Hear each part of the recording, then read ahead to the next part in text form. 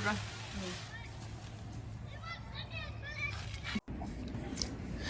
45세 여성이고 사무직입니다.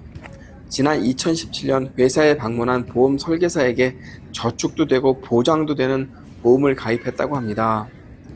이분은 가입한 지 5년이 지난 현재에 와서도 저축보험으로 알고 있습니다. 자, 그럼 이분이 가입한 보험을 보겠습니다. 무배당 XX 유니버셜 플러스 종신보험입니다. 월 보험료는 10만 125원이고 납입기간은 15년, 보험기간은 9,999년 12월 31일입니다. 보장 내용은 사망시 2,250만원, 이게 다입니다. 이걸 저축보험으로 알고 가입하신 겁니다. 15년간 납부하면 총 원금은 1,800만원 정도 됩니다. 여러분, 저축이 뭡니까? 원금에 이자가 붙는 걸 저축이라고 하죠. 우리 이거 다 아는 내용입니다. 근데 그게 보험에 와서는 자꾸 이 원칙을 무시하는 경향들이 있습니다. 보험 상품은 이름에서 그 상품을 정의하도록 되어 있습니다. 보험 상품 이름 짓는 것도 정부의 허가를 받아야 합니다.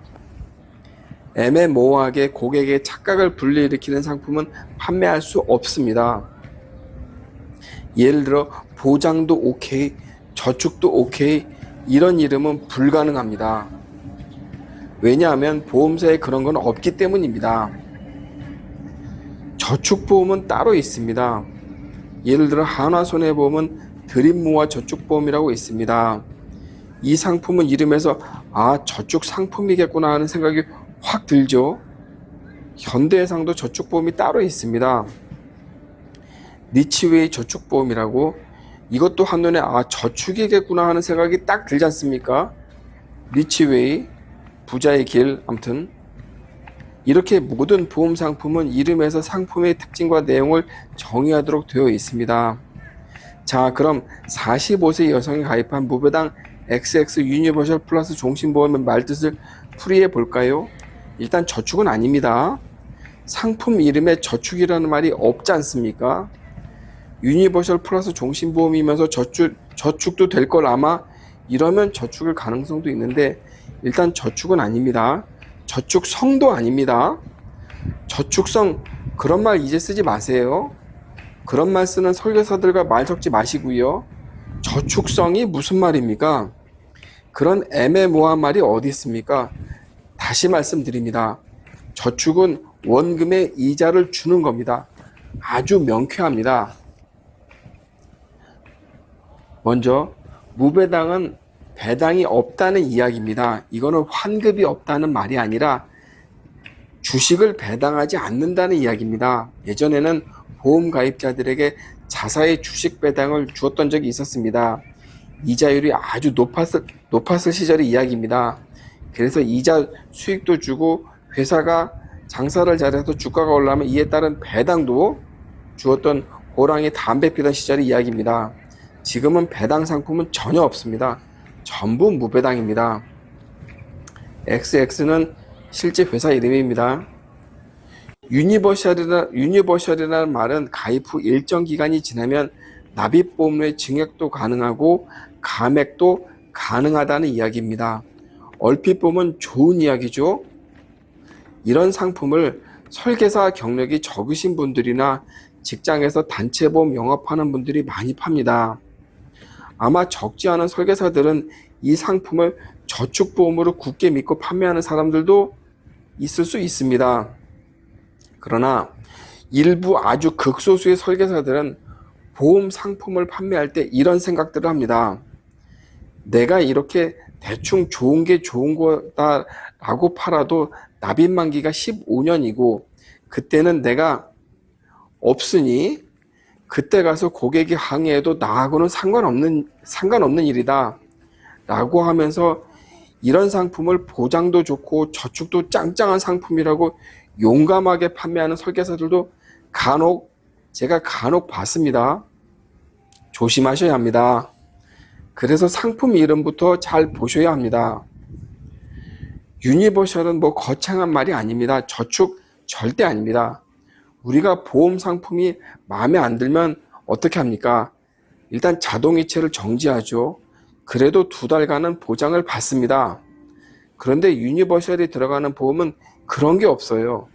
내 해약 환급금이 소진될 때까지 보험은 정상입니다.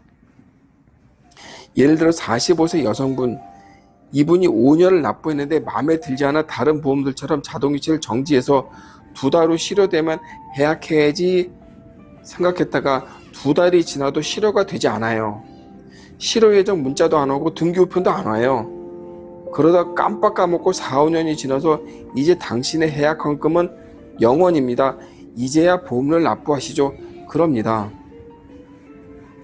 만약 내가 가입한 보험이 유니버셜 기능이 있고 마음에 안 들어서 자동이체를 정지하려는 분들은 정지하지 마시고 바로 해약해서 환급금 받는 게 가장 현명한 겁니다. 유니버셜은 저축이 아닙니다. 그 다음 이름이 뭐죠? 플러스죠. 그거는 미사여군이 넘어가고, 그 다음은 뭐죠? 종신보험이죠.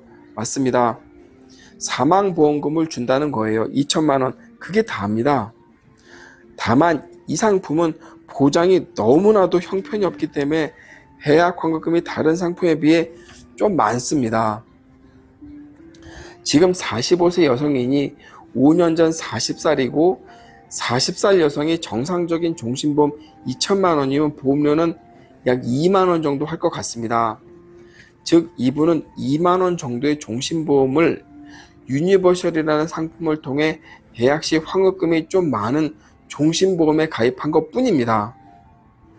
언제 해약하더라도 원금의 이자는 안 나옵니다. 혹시 종신보험을 저축보험으로 알고 가입하셨다면 증권을 다시 보시기 바랍니다. 저축보험이라고 설계사가 갖고 오면 상품 이름이 뭐냐고 정확하게 물어보세요. 저축보험은 당연히 저축보험이라고 쓰여 있습니다. 보험사도 당연히 저축이 되니까 홍보하고 싶지 않겠습니까? 그리고 저 따위 상품을 저축보험이라고 안내하는 설계사들에게 이야기해 보세요. 당신은 저걸 저축보험이라고 가입하겠냐? 그럼 당신은 수수료도 발생하니 은행에서 대출을 받아서 저런 보험 가입하겠네. 만약 여러분께서 들었던 그런 판타스틱한 상품이 있으면 저도 좀 알려주세요. 저도 설계사니까 저부터 대출을 받아서 보험 좀 가입하게 해요. 저축도 되고 보장도 되고 저는 수수료도 있지 않습니까? 보장도 좋고 저축도 되고 그런 거 없습니다. 보험사에 저축하지 마시고요. 다음 시간에는 리얼 진짜 저축보험을 제가 설명드리도록 하겠습니다. 그리고 은행 저축과 한번 비교해보는 시간도 가져보겠습니다. 오늘은 이만 마치겠습니다. 운전자를 위한 꿀팁 7,000원 운전자 보험 카페. 알고 계세요? 교통사고가 나면 형사합의금, 벌금, 변호사 비용 이거 자동차 보험에서는 보장 못해요. 운전자 상해까지도 책임져 드리는 7,000원 운전자 보험 카페.